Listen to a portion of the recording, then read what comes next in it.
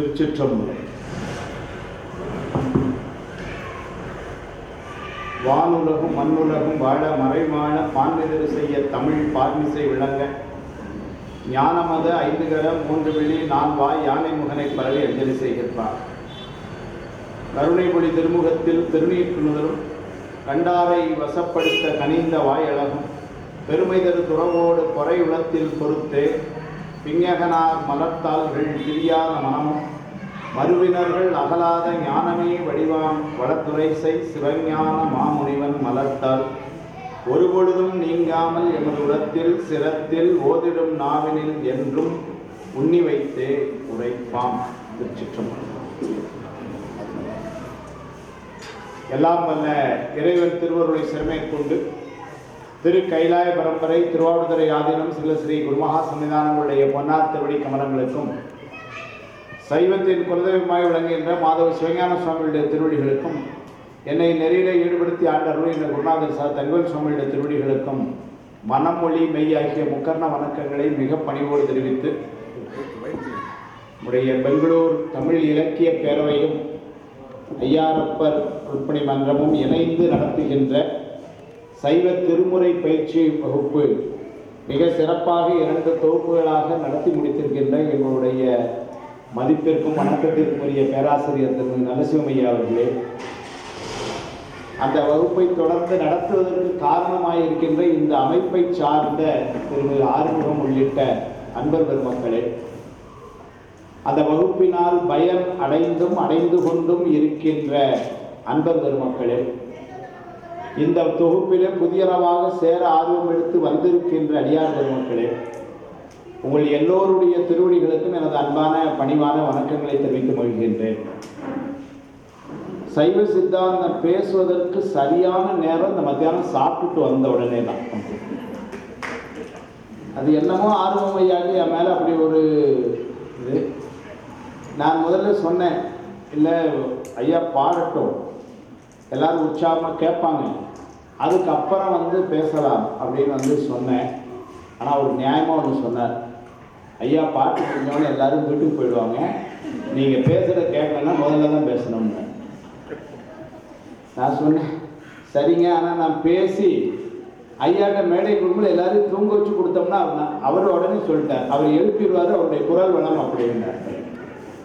அவர் எல்லாரையும் திருமுறைகளை பாடி எழுப்புபவர். ஏனென்று சொன்னால், அறியாமை என்கின்ற இருளிலே இருக்கின்ற ஆன்மாக்களை எல்லாம் எழுப்புகின்ற பண்பு திருமுறைக்கும் இவர்களை போன்ற திருமுறை ஆனவர்களுக்கும் தான் உண்டு. அதுதான் சிறப்பு. அதனால் இன்றைக்கு அவர் ஒரு தலைப்பு கொடுத்தார். நிறைய பேர் அந்த பத்திரிகையில் தலைப்பு பார்த்துருப்பீங்க. நானும் நேற்று ராத்திரி வரைக்கும் அது எங்கே இருக்குன்னு தேடினா எங்கே இருக்குன்னு தெரில. இந்த மாதிரி தலை அபிர அருள் தலைவர் இதை மனப்பாடம் பண்ணுறீங்க 2 நாளைக்கு அப்படியே நம்ம கடை ஆரம்பமையை என்ன பண்ணார், இப்படி தலைப்பை கொடுத்துட்டார், தலை தவிர அருள் தலைவர். நான் இதுக்கே மனப்பாடம் பண்ணி இப்படி வெளிநாட்டுக்கார தமிழ் பேசுகிற மாதிரி இருக்கு. அப்படி தான் இந்த மனப்பாடம் எங்கே இருந்து இந்த தலைப்பு எடுத்தார் என்கிட்ட சொல்லவும் இல்லை. சொல்லிட்டு என்ன பண்ணார், நீங்களே பார்த்து எடுத்துட்டு வாங்கன்ட்டு. அதுக்கப்புறம் ரொம்ப சிரமப்பட்டு தேடி அதில் சொல்ற நம்முடைய திருமுதுகுன்றம் தேவாரத்தில் ஏன் ஒன்றும் வேண்டாம், ஞானசம்பந்தர் ஒரு அருமையான தேவாரம். விளையாததோர் பரிசில் வரு பசு பாச வேதனை ஒன் தலையாயின தவிர அருள் தலைவன்னது சார்பாம்பர். அதுதான் அந்த சொல்லு, அருமையான ஒரு சொல். அது சொல்லு, கலையார் கதிர் 1000 உடைய அவனோடு முளையா மதிதவளும் உயர் முதுகுன்று அடைவோமே என்று தேவாரம். விளையாததோர் பரிசில் பசு பாச வேதனை ஒன் தலையாயின தவிர அருள் தலைவன்னது சார்பாம். அதுதான் இந்த தலைப்பினுடைய விரிவு. அதை சுருக்கி தான் என்ன பண்ணிட்டார், தலை தவிர அருள் தலைவன் என்று கொடுத்தார். கொடுத்துட்டு என்ன பண்ணார், பிராக்கெட்டுக்குள்ள ஒரு பார்த்தேன்னு போட்டார், திருமுறைகளில் சைவ சித்தாந்தம் அப்படின்னு போட்டார். அந்த பத்திரிகையுடைய இதில் தலைப்பு அப்படி போட்டார். இன்னைக்கு திருமுறை பயிலுகின்ற உங்களுக்கு, அதுவும் நம்முடைய பேராசிரியர் நரசிம்மய்யா போன்றவர்கள்ட்ட படிக்கிறவர்களுக்கு ஒரு பெரிய வாய்ப்பு என்னென்று சொன்னால், இந்த திருமுறை என்பது எவ்வளவு பெரிய சொத்து என்பதனை நாம் அனுபவித்துக் கொண்டிருக்கிறோம். இது வந்து ஒரு பெரிய அசட், நமக்கு சொத்து. அதுல நிறைய நாம் எடுத்து அனுபவிக்கிறதுக்கு இருக்கு. அதுல ஒரு நலம் வந்து இந்த இசை நலம் என்பது. நீங்க சைவத்திற்கு அடிப்படையாக நூல்கள், பிரமாண நூல்கள் என்று வைத்த போதே ரொம்ப சரியா சொல்ல போனா வேதாகமங்கள்ல இருந்து துவங்கி 4 வேதங்கள், 28 ஆகமங்கள், 12 திருமுறைகள், 14 சாத்திரங்கள், 18 புராணங்கள், இதெல்லாம் அடிப்படை நூல்கள் கொண்டு வச்சாங்க. ஏனைய சமயங்கள் எல்லாம் ஒரு அடிப்படை நூல்கள்னா ஒன்று இருக்கும். ஆனால் நமக்கு நூல்கள் எவ்வளவு இருக்குன்னு பார்த்தீங்கன்னா 4 வேதம், அதுக்கப்புறம் ஒரு 28 ஆகமம். 28 ஆகமம் பொதுவாக சொல்லிட்டேன். உபாகமங்கள் 207, அதன் பின்னர் 12 திருமுறைகள், அதுக்கப்புறம் 14 சாத்திரங்கள், அதுக்கப்புறம் 18 புராணங்கள், ஒரு பெரிய லிஸ்டே இருக்கு. இதுக்கெல்லாம் என்ன காரணம் அப்படின்னு வந்து சொன்னால் ஒன்னொன்றுக்கு ஒரு அமைப்பு காரணம் வச்சாங்க. அந்த வகையில் வேதம் ஆகமம் என்பதெல்லாம் வந்து அந்த சொல்லினுடைய உச்சரிப்புக்கு முக்கியத்துவம் என்று அதற்காக வைக்கப்பட்டதாங்க. திருமுறைகளை வந்து கொண்டு வந்ததற்கு காரணம் வந்து முதல்ல அடிப்படை காரணத்தை சொல்லினா அப்புறம் ஆழமாக சொல்லலாம். திருமுறைகளை வந்து நமக்கு அடிப்படை நூல்கள் வந்து சொன்னது அல்லது எப்படி பயன்படுத்த வேண்டும் என்று சொன்னாலே அது தலையாய கடமை என்னன்னா அது பண்ணோடு பாட வேண்டியது. திருமுறை என்பது பாடுவதற்குரியது. நீங்க திருமுறைகளை வந்து பொருள் தெரிந்து பாடணும், அதனுடைய வரலாறு தெரிந்து பாடணும், உருக்கமா பாடணும், பக்தியா பாடணும், அதெல்லாம் எல்லாமே பார்த்தீங்கன்னா பாடணும்னு தான். திருமுறைகளை வந்து வாசிக்கிறதுல இது திருமுறை என்று சொன்னாலே அது அதற்கு என்று பெரியவர்கள் பண் வகுத்திருக்கிறார்கள். அந்த பண்ணோடு அதை பாட வேண்டும், அதுதான் திருமுறை. பின்னால 14 சாத்திரங்கள் பாட வேண்டும் எல்லாம் சொல்லலை, பண்ணலாம் அமைக்கல. சாத்திரங்கள் வந்து பயில வேண்டும் என்று வைத்தார். சாத்திரங்கள் வந்து எதற்கு வந்து படிக்க வேண்டியது, அதற்குரியது. பின்னாடி திருமுறைகளை வச்சாங்க அடுத்தால. அது பாடுறதுக்கு இது படிக்கிறது. திருமுறைகள், புராணங்கள்லாம் புராணங்கள் கேட்பது. ஏன் அடிப்படை நூல்களை நம்மவர்கள் எப்படி ஆராய்ந்து வைத்திருக்கிறார்கள் பாருங்க பெரியவங்க. திருமுறைகள் என்பது பண்ணோடு பாடுவது, இறைவனுடைய புகழ் பாடல்கள். அவங்க முன்னாடி போய் நின்று மனமுருகி பாட வேண்டும். அது எவ்வாறு பாட வேண்டும் என்று அவர்களே பண்ணலாம் அமைத்து வைத்திருக்கிறார்கள். அதை இவர்கள் போல பெரியவர்கள் அறிந்து தெரிந்து கொண்டு பாட வேண்டும். திருமுறைகள் சாத்திரங்களை வந்து படிக்க வேண்டும். இறைவனுக்கு நமக்கும் உள்ள தொடர்பு என்ன, அத்விதம் என்று சொன்னால் என்ன, இறைவனுடைய என் குணங்கள்லாம் என்ன, 1 2 3 சொல்ல தெரியணும். இப்படி வந்து சாத்திரங்களை வந்து படிக்க வேண்டும். புராணங்களை வந்து கேட்க வேண்டும். அதனால அந்த காலத்தில் வந்து என்ன பண்ணாங்கன்னா ஊராக வந்து புராண சொற்பொழிவுலாம் நிறைய நடக்கும். இப்போ அதில் ரொம்ப குறைஞ்சே போச்சு. கந்த புராணம் 10 நாள் தொடர் சொற்பொழிவு அப்படின்னு நடக்கும் ஊர்களெல்லாம். திருவிழாவில் புராணம் 10 நாள் தொடர் சொற்பொழிவுன்னு நடக்கும். இப்போ சொல்கிறதுக்கு ஆளும் இல்லை, இன்னும் வெளிப்படைச்சுன்னா கேட்கறதுக்கு ஆளும் இல்லை. எல்லா சேனலும் டிவிலையும் இதுலேயும் நம்ம சீரியல்லையும் முக்கியமாக உட்காந்துட்டோம். இதை போய் கேட்கறதுக்கான வாய்ப்புகள் ரொம்ப குறைஞ்சி போச்சு. போய் கேட்குற மாதிரி வாய்ப்புகளும் இல்லை. ஆனால் அந்த காலத்தில் இருந்து, ஏன்னா புராணங்கள் வந்து கேட்க வேண்டியது. வாழ்வியல் அமைப்புகளை எல்லாம் சொல்லுவது வந்து புராணம். எங்கள் திருமுறைகளை நம்ம பல இடங்களில் இப்போ பாடணும். நீங்கள்லாம் திருமுறை பாடுறவங்க சாத்திரங்களை அங்கங்கே படிக்கிறதுக்கான வாய்ப்புகள் இப்போ நிறைய இருக்குது. ஆனால் புராணங்களுக்கான வாய்ப்பு ரொம்ப குறைஞ்சி போச்சு. ஆனால் தமிழுக்கு அதெல்லாம் ஒரு பெரிய சொத்து. கந்த புராணத்தில் கூட ஒரே செய்திக்காக ஒரு இடம், ஏன் புராணம் கேட்கணுங்கிறதுக்காக சொல்லு. சூரபதுமன் குழந்தையா இருக்கப்போ சூரபதுமனுக்கு அப்பா வந்து காசிப முனிவர், சூரபதுமனுடைய அம்மா வந்து மாயை. இந்த மாயைக்கும் காசிப முனிவனுக்கும் பிறந்த பிள்ளை தான் சூரன். அது நமக்கு கதை தெரியும். பிள்ளைக்கு 4 வயசு 5 வயசு ஆச்சு. பிள்ளைக்கு வந்து என்ன பண்ணாங்க, அப்போ இருக்க மாதிரி இந்த எல்கேஜி யூகேஜி பகிர்வுலாம் கிடையாது. வீட்டில் சொல்லிக் கொடுக்குறாங்க பாடத்தை. யார் சொல்லிக் கொடுக்குறா பாருங்க, இதுதான் புராணத்தில். அப்பா உட்காந்து சொல்லிக் கொடுக்குறாரு. இப்போ வீட்டில் அப்பா உட்காந்து சொல்லிக் கொடுக்கணுங்கிற செய்தியை புராணத்தை பார்த்தா தெரிஞ்சுக்க வேண்டியது. ஏன்னா அப்பாவுக்கே வந்து அம்மா நிறைய சொல்லி கொடுத்துட்றாங்க. அதனால் அப்பா வந்து முதல்ல குழந்தைகளுக்கு அதை சொல்லி கொடுத்துருக்குறாங்க. காசிப முனிவர் வந்து குழந்தைக்கு பாடம் சொல்கிறார். அந்த 3 வயசு 4 வயசு குழந்தைக்கு என்ன பாடம் சொல்கிறார் பாருங்க, சைவ சித்தாந்தத்தை சொல்லி கொடுக்குது. சார்ந்தவர் ஆய்ந்திட தக்கவாம் பொருள் 3 மறையலாம் மொழிய நின்றன ஆன்றதோர் தொல்பதி 6 தொகை வாந்திகள் தலையென வகுப்பர் என்ன. இது காசிப முனிவர் சூரபதுமனுக்கு சொல்லி கொடுத்த பாடம். பிள்ளை கேட்டுட்டு இருந்தான். அம்மா பார்த்தாங்க மாய். அவங்களுடைய திட்டங்கள் வேற மாதிரி இருந்தது. அவங்க குழந்தைய அசுரரை வந்து வளர்க்கணும், தேவர் உலகமெல்லாம் நம்ம காலில் வந்து விடணும். இது அந்த அம்மாவுடைய நோக்கம். அது கதை. அதுக்கப்புறம் அதனால் என்ன பண்ணாங்க, காசிம முனிவர்கிட்ட விட்டுட்டா இந்த ஆள் இப்படி ஆழமெல்லாம் போதிச்சு இப்படி கூப்பிட்டு விடுவார் போல இருக்கு குழந்தைய, நம்ம திட்டங்களுக்கு பிள்ளை வரமாட்டான். அதனால் என்ன பண்ணாங்க, மெல்ல காசிம முனிவர்கிட்ட போய், முனிவர் பெருமானே நீங்கள் சொல்லிக் கொடுத்ததில் ரொம்ப சந்தோஷம், இந்த பாடமெல்லாம் இன்னும் கொஞ்சம் பெரிய பிள்ளையானா படிக்கலாம், இப்போ ஒரு குழந்தைக்கு எப்படி சொல்லணுமோ என்ன பாடம் சொல்லணுமோ நான் சொல்கிறேன் அப்படின்னு சொன்னாங்க. காசிம முனிவர் சரின்ட்டு, சரி சந்தோஷம், இப்போ நீ சொல்லிக் கொடு, ஏன்னா குழந்தை பாடம் சொல்லணும், நான் சொன்னாலும் நீ சொல்லு. அதுக்கப்புறம் இந்த அம்மா வந்து சொன்னதெல்லாம் வேற பாடம், அவன் அதனால அப்படியே வளர்ந்தான். அது கதையும் நமக்கு தெரியும். இப்போ கேள்வி என்ன வருதுன்னா, காசிம முனிவர்கிட்டையும் பாடம் கேட்டான் பிள்ளை, மாயைட்டையும் பாடம் கேட்டான். அந்த ஐயா சொன்ன பாடம் வேற, இந்த அம்மா சொன்ன பாடம் வேற. பிள்ளை எதை வந்து பின்பற்றுமா?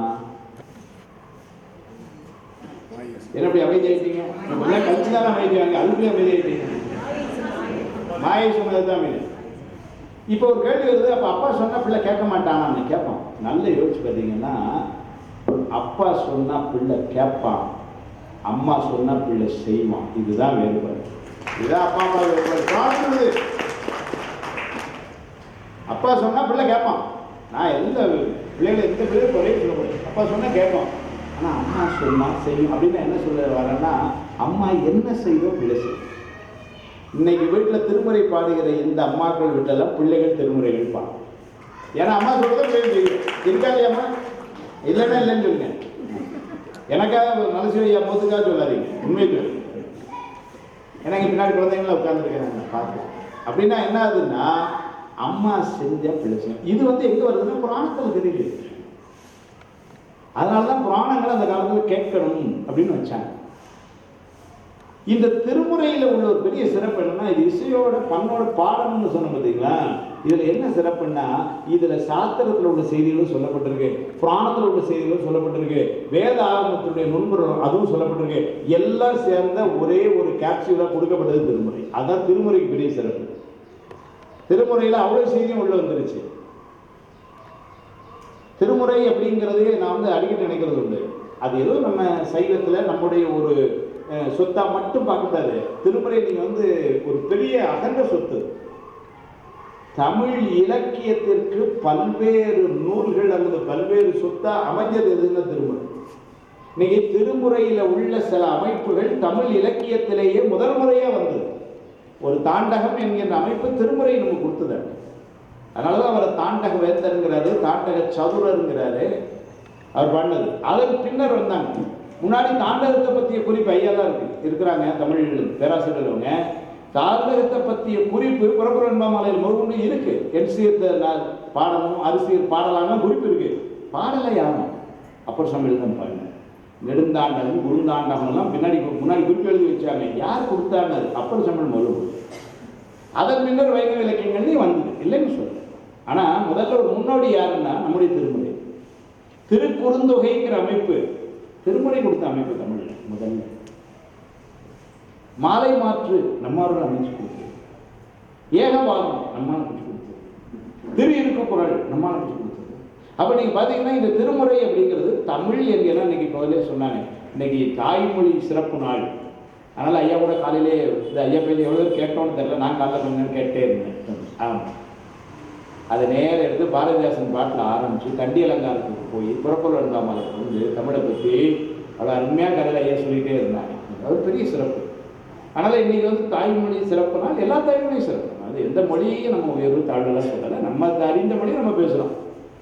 அதனால் அந்த தமிழுக்குன்னு உள்ள அந்த ஒரு மொழிக்கு சொத்து எதுன்னா அதனுடைய இலக்கியங்கள், அதனுடைய கட்டுமானம் எதுன்னா அதனுடைய இலக்கணம். ரெண்டும் இலக்கணம் இருந்தால் தான் மொழி நிற்கும், இலக்கியம் இருந்தால் தான் செழுமையாக இருக்கும். ரெண்டும் வேணும். தமிழ் மொழியில் வந்து பார்த்திங்கன்னா ரெண்டுமே ரொம்ப வலிமையானது உண்டு. அதில் நிறைய இலக்கிய அமைப்புகள் வந்து அந்த இலக்கியத்தினுடைய கட்டடத்துக்கு நிறைய சொத்து சேர்த்தது எதுன்னா திருமுறையில் இருந்து இருக்குது. 18,000 லட்சம் பாடல்கள் இருக்குன்னா அதெல்லாம் தமிழ் இலக்கியத்துக்குள்ள சொத்து தானே. எவ்வளோ அமைப்புகள் வந்து அதில் சொல்லப்பட்டிருக்கு. இது ஒரு பெரிய சிறப்பு இலக்கியத்தால். இன்னொரு சிறப்பு திருமுறைகளுக்கு நான் சொன்ன மாதிரி அது வந்து பண்ணோடு பாடுவதனால தமிழ் இசை என்பது இசை உலகத்துக்கே ஒரு முன்னோடி. ஐயா அடிக்கடி அதை சொல்லுவாங்க. நீங்கள் வேற இசை இதை நம்ம குறைவாக சொல்லலாம், அதாவது சிறப்பு. ஆனால் அதுக்கெல்லாம் ஒரு பெரிய முன்னோடி எங்கேருந்து வந்ததுன்னா தமிழ் இசை. 100க்கும் மேற்பட்ட பண்கள் தமிழில் இருந்திருக்கின்றன. ஆனால் இன்னைக்கு திருமுறையில் ஏதோ நமக்கு ஒரு எவ்வளோ கிடைச்சது, 27, அவ்வளோதான் கையில் கிடைச்சது. அது ஒருவேளை கிடைக்காத பதியங்களில் சில பண்ணு இருந்திருக்குமோ என்னமோ தெரியல. இன்னைக்கு அந்த 27ஐயாவது காப்பாற்றுறதுக்கு நமக்கு எது துணையா இருக்குன்னா திருமுறை துணையா இருக்கு. ஏன்னா வேற எங்கேயும் சில இலக்கியங்களில் கொண்டு போய் இசைக்கு பெரிய இது கொடுக்குது, தப்படிக்க கூடாது. 4வது திவ்ய பிரபந்தமே கூட பண்ணோட பாடணுங்கிற அமைப்பு அங்கே கொண்டு வரல. ஆனால் திருமுறை பண்ணோட பாடணும் கொண்டு வந்ததுனால அந்த இசை வளம் என்பது, அப்ப இசைத்துறைக்கு பெரிய சொத்து இந்த திருமுறை 27 பண் அமைப்போட. தமிழ் இலக்கியத்துக்கு பெரிய சொத்து பல இலக்கிய அமைப்புகளோட. அதே மாதிரி திருமுறையோட பெரிய சிறப்பு வரலாற்று செய்திகள் சிலவர்களுடைய தந்தது திருமுறை. வரலாற்று ஆராய்ச்சியில நீங்க தமிழை பொறுத்தவரையில பல சிறப்புகள் இருந்தாலும் நம்மகிட்ட ஒரு குறைபாடு என்ன அப்படின்னா நம்ம வரலாறை பெறுவதே இல்லை. திருவாசகத்தை தலைமையில வச்சு கொண்டாடிட்டு இருக்கிறோம். அதை எழுதின ஆசிரியருடைய வரலாறு காலம் என்னன்னா இன்னைக்கு ஒரு பெரிய ஆராய்ச்சியிலே இருக்கு, பெரியவங்க மத்தியிலே ஆராய்ச்சியில் இருக்கு. அதனால விட்டுடலாம். 1ஆம் நூற்றாண்டுங்கிறாங்க, 2ஆம் நூற்றாண்டுங்கிறாங்க, 3ஆம் நூற்றாண்டுங்கிறாங்க, 4ஆம் நூற்றாண்டுங்கிறாங்க, சுந்தரருக்கு முன்னாடிங்கிறாங்க, சுந்தரருக்கு பின்னாடிங்கிறாங்க. பெரிய ஆராய்ச்சியில் இருக்கு. இன்னைய வரைக்கும் யாருமே தெளிவாக சொல்ல முடியல. இப்படித்தான் நம்ம வரலாறு. அதனால வரலாறை, ஆனால் திருமுறையில வரலாற்று சில குறிப்புகள் எல்லாம் அமைந்திருக்கு. அதெல்லாம் பெரிய சிறப்பு. மங்கையர்க்கரசியாருடைய வரலாறை தமிழ் நம்ம வரலாறை எங்க பார்க்கிறோம் அப்படின்னா மதுரைக்கு பாண்டிமாதேவியா இருக்கிற அந்த சிறப்பைத்தான் பார்க்கிறோம். மங்கையர்க்கரசியாருக்கு சிறப்பே அங்கதான். சோழ மன்னனுக்கு மகளாக இருந்த காலம் என்ன, அதை பற்றி குறிப்பு எங்கேயுமே பெருசா இல்லை. சோழ நாட்டில் இருந்து வந்தால் அவ்வளவுதான் இருக்கு. சோழ நாட்டில் இளவரசியா இருந்தவர்கள் மதுரையிலே இங்கே மனம் முடித்து வந்த பின்னர் மகாராணி ஆனார்கள் பாண்டிமாதேவி. அப்புறம் அதெல்லாம் வருது. அப்புறம் மங்கையர்க்கரசியார் புராணமே வருது. மங்கையருக்கு தனி அரசு எங்கள் தெய்வம் வளவருள கொழுந்து வளைக்கைமானி சென்னவள திருமணந்தை கண்ணினாடால் தென்னர் உள்ள பழி தீர்த்த தெய்வப்பாவை எங்கள் விரான் சண்பேர்வோன் அருளினாலே இருந்தமிழ்நாடு இடர் நீக்கி பொங்கொழி வென்று நீர் பரப்பினாறு போற்றுவார்கள் எம்மால் போற்றலாமேங்கிறார் சேகர். மங்கையர்க்கரசியாரை நான் வணங்குகிறேன்னு சொல்ல, மங்கையர்க்கரசியாரை வணங்குகின்றவருடைய திருவடிகளை வணங்குகிறேன்கிறார் சேகர். அவ்வளவு ஒரு பெரிய சிறப்பு. ஏன்னா மதுரையும் மதுரைக்கு தெற்கவும் இன்றளவும் திருநீர் சிறப்பா விளங்கிக்கிட்டு இருக்குன்னா அதுக்கு அடித்தளம் அமைச்சது யாருன்னா மங்கையர்க்கரசியார். யாரை வச்சு செஞ்சாங்க அதையும் சொல்றார் பாட்டில். எங்கள் பிரான் சண்பையர்கோன் அருளினாலே, சண்பைனா சிறுவர்கள் தெரியும், ஞானசம்பந்தர். எங்கள் பிரான் சண்பையர்கோன் அருளினாலே இருந்தமிழ்நாடுற்ற இடர் நீக்கி பொங்கொழி வென்று நீர் பரப்பினாரை போற்றுவார் கடல் எம்மால் போற்றலாமே. பேர்பட சிறப்பு. ஏன்னா அந்த இடத்துல பார்த்தீங்கன்னா ஞானசம்பந்தர் மதுரையில் திருவடி வச்ச உடனேயே வரவேற்ற கோச்சரியார் என்ன சொல்றாருன்னா, இனிமேல் மதுரையில் திருநீர் நிற்கும்னார். அப்படிதான் பாடினார். எல்லாருக்கும் தெரிஞ்சுப்படு. சென்ற காலத்தின் படுதிலாத்திரமும் இனி எதிர்காலத்தின் சிறப்பும் இன்று எழுந்து அருள பெற்ற பேர் இதனால் எற்றைக்கும் திருவருடைய நன்றியில் நெறியில் அழுந்திய நாடும் நற்றமிழ் வேந்தனும் வென்றுகொள் திருநீர் தொழிலில் விளங்கும் மேன்மையும் படைத்தனம் என்றார். மதுரையில ஞானசம்பந்தர் லேண்டட் அப்படின்னு மாதவி நியூஸ் போடுறான். அப்பவே சொல்லிட்டார், இனிமேல் திருநீர் கொஞ்சம் இல்லை. அதை அது நடந்ததுங்கிறது சேக்கலா சம்பவம் மங்கையர்க்கரசியார் பாடம் கொண்டு நிலையில் அதை காட்டுறது. மங்கையர்க்கரசியார் சொல்லும்போது எவ்வளவு உயர்வு. மங்கையர்க்கு தனி அரசி எங்கள் தெய்வம். வளவர் கூட கொழுந்து சொல்லிட்டார். எந்த வளவர்? வளவர்னா சோழ மன்னன். அது யாரு? சோழ நாட்டில் எவ்வளோ மன்னன் இருந்தான். எந்த மன்னனுக்கு நீங்க சொல்லணும்ல. கோயம்புத்தூருக்காரருக்கு மகளா பார்த்தாருன்னா கோயம்புத்தூர்ல 10 லட்சம் பேர் இருக்கு. எவருக்கு அப்பா பேர் சொன்னா தானே சார் எங்களுக்கு தெரியும் இல்லைங்க. வளவர் உள்ள கொழுந்து சொல்லிட்டார். இவ்வளவுதான் சேக்கலா சுவாமி சொன்னார். புராணத்தில் சேக்கலா சுவாமி புராணம் சொன்னார். அவங்க அப்பா யாருன்னு சொன்ன பெருமை ஞானசம்பந்தர் தேவாரம். மன்னர் தன் மன்னன் மணிமுடி சோழன் தன் மகளாம உண்டு வச்சு மங்கையர்க்கரசி வளவருவன் பாவை பதியத்தில் பாருங்க. மன்னர் தன் மன்னன் மணிமுடி சோழன் தன் மகளாம் பாண்டிமாதேவியர். அப்போ வரலாற்று குறிப்பில் அதுக்கப்புறம் தான் தெரிய வருது, மணிமுடி சோழன் ஒரு மன்னன் இருந்திருக்கிறான், அவனுக்கு மகள் என்று. அதை கூட சதாசிவ பண்டாரத்தார் ஐயாக்கெல்லாம் தெரியும். மணிமுடிச்சோழங்கிற பேர்ல பல மன்னர்கள் இருந்தார்கள் அவர் ஒரு குறிப்பை. இப்ப அதுல யாருக்கு இருக்கும்? அப்ப இந்த மாதிரி ஒரு வரலாற்று குறிப்பெல்லாம் வந்து பாத்தீங்கன்னா தந்தது நம்முடைய திருமுறைகள். திருமுறைகள்ல வந்து அந்த மாதிரியான ஒரு வரலாற்று செய்திய பதிவு பண்ணி நமக்கு தந்த பெருமை எங்கன்னாரு தேவை அங்கங்க. அதனாலதான் வந்து பின்னாடி சாத்திர ஆசிரியர்கள் கூட வரும்பொழுது என்ன பண்ணாங்க, திருக்கழிப்படியார் ஆசிரியர் சாத்திரத்துல ஞான சம்பந்தரை பற்றி சொல்லும் பொழுது, அப்பர் பெருமானை பற்றி சொல்லும் பொழுது என்ன பதிவு பண்ணி வச்சாங்கன்னா, அவர்கள் செய்த அருள் நிகழ்வுகளை எல்லாம் முறைப்பாடு பண்ணி வச்சாங்க. ஏன்னா பின்னாடி தெரியாம போயிடக்கூடாது. ஓடம் சிவிகை உலவாக்கிளி அடைக்க பாடல் பனை தாளம் வெப்பு என்புக்கு உயிர் கொடுத்தல் ஈங்கிவைதான் ஓங்க புகழ் தென்புகழி வேந்தன் செயல் பண்ண. அப்ப ஞானசம்பந்தருடைய வரலாறு முழுமையா கிட்டத்தட்ட அனுப்பிச்சுகள் நிறைய, ரெண்டு இல்லாமல் இருக்கலாம், நிறைய அனுப்பிச்சுகள் அதை சொல்லிட்டார். கொள்கரியின் நீற்றறையில் நஞ்சின் கொலை தவிர்த்தல் கல்லே மிதப்பாய் கடல் நேர்ந்த நல்ல மறுவார் வாசல் திறப்பித்தல் திருவாரூர் ஆளி செயல். அப்பர் பெருமான் அவருடைய செயல் எல்லாத்தையும் வரிசை சொல்லிட்டார். அது கூட ஒரு பெரிய நாயகம் சொல்வார். அடுத்த பாட்டு சுந்தரர் பாடுறார், அரிசேதம் பாடுறார், அடுத்த சுந்தரர் பாடுறார். சுந்தரரை சொல்லும் பொழுது சுந்தரருடைய செயல்கள் அப்படின்னா அவிநாசி குளத்தங்கரையில் வந்தது, திருமுதுகுன்றத்தில் பொண்ணு அங்கே எடுத்தது, திருப்பூரூரில் செங்கல்கள்லாமா தங்கமாமா அப்படின்னு நிறைய சொல்லியிருக்கலாம். என்ன சொன்னார் பாருங்க, புண்ணியம் சொல்றார், அப்படின்னா சொல்றார். ஏப்பா ஒரு கல்யாணத்திலேயே வந்து தடுத்து ஆட்கொண்டு எல்லாம் பண்ணி பஞ்சாயத்துலாம் பண்ணவன் நீ அந்த மாதிரி, அதாவது சுவாமி என்ன பண்ணுறாருன்னா நம்முடைய திருமுறைகள் சாத்திரங்கள் இதெல்லாம் மூலமாக நமக்கு என்ன பாடம் சொல்றாரு, இந்த உலக கட்டுக்களை எல்லாம் விட்டு நீங்கினா பெருமானுடைய திருவடியில இடம்னு சொல்றாரு, அவரே சொல்றார் நூல்களில். அப்படி சொன்ன அந்த ஆள் இந்த பந்தபாசங்களை எல்லாம் விட்டு நீங்கணும்னு சொன்னவரையே ஒரு பொண்ணுகிட்ட தூது அனுப்பிச்சுன்னு நீ ரொம்ப பெரியாளியாங்க இதுதான் சொல்றாரு. மோகம் அறுத்திடி நாம் முக்தி கொடுப்பதென ஆகமங்கள் சொன்ன அவர் தம்மை தோகையர்வால் தூதாக போக விடும் வந்தொண்டன் தொண்டுதனை ஏதாக சொல்வேன் யான். அவரை பற்றி இது மாதிரி என்னால் என்னையா சொல்ல முடியும்? அவர் அப்படி சொன்னதுனாலதான் பின்னாடி வந்து சிவஞானம் காஞ்சி புராணத்தில் துதி சொல்லணும், 4 பேருக்கு துதி சொல்லிட்டே இருப்பார். அது சுந்தரர் துதி சொல்லும்போது என்ன சொன்னார் பாருங்க, இந்த செய்தி அப்படியே எடுத்துட்டு அருமையாக சொல்றார். 2 செய்தி சொல்றார். ஒன்று, முதல் கல்யாணத்திலேயே வந்து தடுத்து நிறுத்தி பஞ்சாயத்து வரையே கூட்டு போனவன். இப்போ உள்ள காலமாக இருந்தால் 2வது ஒரு கல்யாணம் நடக்கிறதே பெருசு இல்லைங்களா? விசாரிப்போம்ல சார், முதல்ல உள்ள பஞ்சாயத்து இருக்குன்னா அப்புறம் அடுத்த ஒருத்தர் பொண்ணு கொடுக்குறது யோசிப்பாங்க. ஆனால் 2வது கல்யாணம் நடக்கிறதே பெருசு. இவர் அப்படியே ஒரு கல்யாணம் நடந்தாலும் அந்த ஆளுக்கு நம்ம பத்திரிக்கை வைப்போம்னா, மூணு தடுத்து நிறுத்தினா அவ்வளோ பஞ்சாயத்து பண்ணணும், அவனுக்கு ஒரு லெட்டர் கூட கொடுக்கணும். இவர் சொல்றது முதல் கல்யாணத்தை தடுத்து நிறுத்தி கோர்ட் வரையும் கூட்டு போனானே அவனை வச்சே நீ 2 கல்யாணம் பண்ணனே நீ பெரியாளியா